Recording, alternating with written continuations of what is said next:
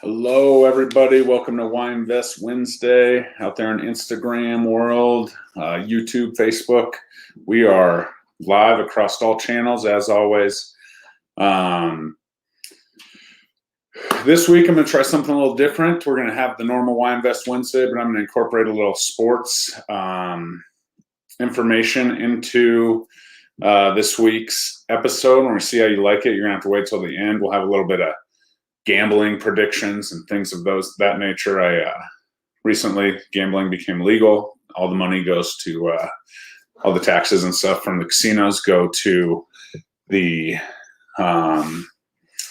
water foundation in Colorado. So we're just helping the earth while we have some fun watching a little sports. Obviously, with March Madness, it was a crazy week. So we'll get to that in a little bit. What's up, Linz? Flim, how are you? Thanks for commenting on my Instagram reel. All that engagement's awesome all the time. But anyways, let's get into it. As far as real estate goes, the spring market is here, right? Just became spring here this last week. Colorado, I think it snowed every day of spring so far. It's been freezing. But the nice part is that it lightens up and the snow's gone. I'm looking out on the north side of my house, and we have no snow on the grass. Which is quite the feat after we had 3 feet, or 2.5 feet, just 11 days ago. So that's good. Spring is here.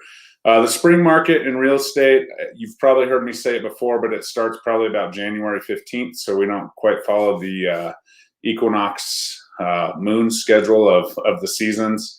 It's been spring. Actually, it's been spring since, I don't know, we opened up last July from the COVID stuff. But what's going on in the market? I have 4 or 5 listings under contract. Those are moving along. We're hitting that appraisal time frame, which we'll see how that shakes out. I have 2 appraisals I'm going to tomorrow. But so far, it's been okay. One of my buyers did have to use a portion of their appraisal gap offer, but not all of it. So we're still working on that. So hopefully those appraisals come in, especially for my sellers. I have one out that came out last Friday. We should have that. Appraisal back soon. I'll have more to report on that, because the real secret to this market is if these appraisals are going to come in with all these offers that are going on. I have one active listing. It's just a 2-bed, 2-bath condo down here, King Carroll and Sims area, Littleton, close to my house, which is nice. That one is hot, listed at $315. We already have 4 or 5 offers. It's been on the market for approximately 24 hours. We'll see what we end up with by Friday. Make a decision Saturday. But the market hasn't changed a ton. I've had a few townhome type listings in the 300s, and that market is hot. Obviously, those buyers typically don't have a lot of cash to, go crazy with appraisal gaps and things like that. So we're navigating through that, but people are doing everything they can. And my heart goes out to all those buyers out there that are working their tails off and working hard just to get into a home. So not much has changed in the market. We're still seeing the appraisal gaps. We're still seeing, 20, 30, 40, 50 showings right off the bat, multiple offers and gone in only a few days. Last time I checked, the average days on market was 5.5 days. So to have a balanced market, we need 6 months of inventory, and we have 5.5 days. So that's not good. But the honest truth is, I have now discovered it's not really an inventory problem that we're having. It's a influx of buyers, and the most homes ever sold in February for the month. So that tells you that we're generating listings. They're just getting eaten up by the demand and the buyers. So people continue to move here. People love Colorado because it can snow 2.5 feet and be gone 10 days later. And it snowed several times since then. So that's why people love it. There's a lot of outdoor options and things like that. A lot of tech companies and things moving here. So we'll stay on that as we go. Cool. Now let's move on to the next thing. 2 out of 5 rule. This has come up a few times with me. I have a couple clients who are selling their home before they have lived in it 2 years. I had another former high school colleague call me yesterday, and he was talking about selling his place, and I I raised my hand and just said, hey man, make sure you're talking to your accountant. I am absolutely not an accountant, full disclosure. But if you are planning on selling your home and you've only lived there if you've lived there less than 2 years or less than 2 out of the last 5 years, you may be required to pay some capital gains tax on any gains that are made. Now there is an exemption, or there is exemptions for moving 50 miles away, partial exemptions, blah, blah, blah. That's all accountant speak. I don't need to get into that. But at the same time, there will be a capital gain paid, if you're moving before that 2-year mark. So definitely take that into consideration when you're making those decisions, just because we'd hate for you to go out, spend all your money, put it all in the house, and then Uncle Sam comes calling for an extra $20, $30, $40, $100,000 at tax day next year. So make sure you're always talking to your accountant when you're making those quick moves, and really any moves in general. Talk to somebody that knows what they're talking about with the tax bill. But to my knowledge, 2 out of 5 years, you need to live in the home. And then there is obviously some exemption amounts and things like that once you get to that 2 out of the 5 years, so you don't have to pay a huge gain on that. So definitely talk to an accountant if you are in that situation. I wouldn't want you to, again, take those profits, put them into a mortgage or something, and then all of a sudden Uncle Sam needs an extra 60 grand on tax day. That's not a surprise or a conversation I want to have with you about why I didn't tell you to look at that. So talk to them 2 out of 5 years. Make sure you're in your home 2 years. Obviously, life happens. If you need to move sooner, make sure you know what you're getting into. Other than that, let's talk about the next question from that same conversation with my old high school, actually elementary school colleague.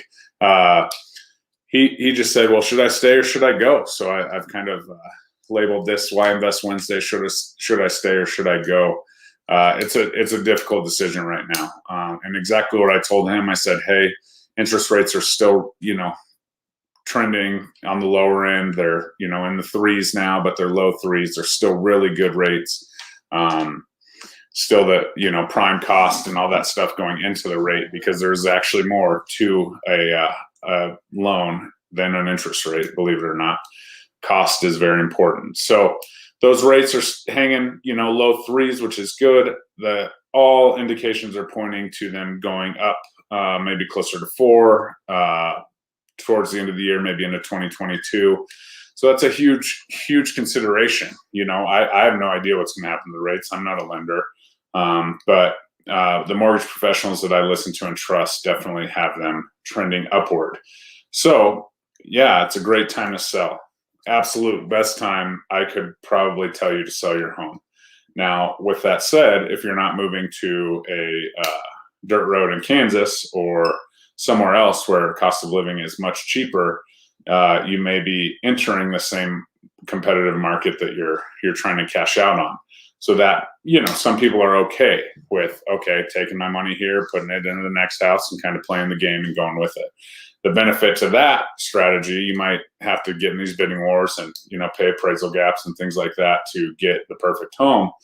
But at least you're cashing in on that record low interest rate or near record low interest rate while we still have that.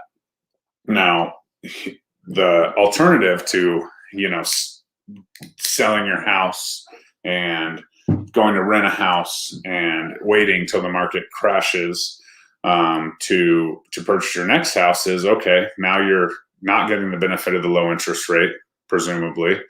And now the house prices have gone way up. I'm here to tell you that, the 4 or 5% average appreciation is going to be blown out of the water in most areas in this state, at least, because it goes up, sometimes 10% in a weekend when a hot listing goes. So obviously we have to sustain that with the next listing and the next listing after that. But if you're going to wait, you're going to have higher interest rates, possibly, most likely, according to the professionals I trust. And according to me, the home prices are going to be higher. So you may be waiting for a bubble, and you may be renting for a long time. And maybe when the market does finally correct, once we catch up inventory-wise, which we got a long way to go, then maybe we have a slight 5 or 10% correction. Well, you just missed out on, 30, 40% appreciation over 5 to 10 years, maybe. So that's kind of that. The honest truth is, obviously, some people are worried about it. There's, if you had a house on the market for 7 days, it's very possible, if it's priced correctly, you could have 100 offers. If it's ready to go, staged properly, in good shape. So if there's 100 offers in 7 days on one house and one person gets that house, we have a lot of people left over to continue to find homes and people that are willing to go the extra mile to do that. So that's that on housing. Let's go to the sports thing. We're going to try this sports update for Why Invest Wednesday. Hopefully my screaming daughter in the background's not too distracting, but hey, it's March Madness. What a great time. You got the professional, you got the NBA, you got the NHL. The golf's heating up. I saw today they have like a 64-person match play, so look forward to catching that. Had a buddy in town this weekend. We watched pretty much at least a portion of all 47 NCAA tournament games. Great basketball being played. Some good stories. Unfortunately, the upset of the week was against my Buckeyes. They went down. Oral Roberts still lives in the from Tulsa, Oklahoma. I learned that as well because my friend Scott, who was in town, grew up near there. Oral Roberts has 2 excellent players, and they were able to beat the Buckeyes. So not that I didn't see that coming completely, but what a story. 15 seed. I think they're only the second 15 seed that advanced to the Sweet 16 as they went on to beat Florida as well. We'll leave that alone. Quit talking about Oral Roberts, but I got you. We got the sports gambling app here in Colorado, and we do it for fun. And it's a good time. Don't worry, no gambling problem here. But I would say my lock of the week's Baylor, -7 over Villanova. I think they're gonna take care of business and move on to Elite Eight. Baylor's one of the best teams left in the tournament, in my opinion.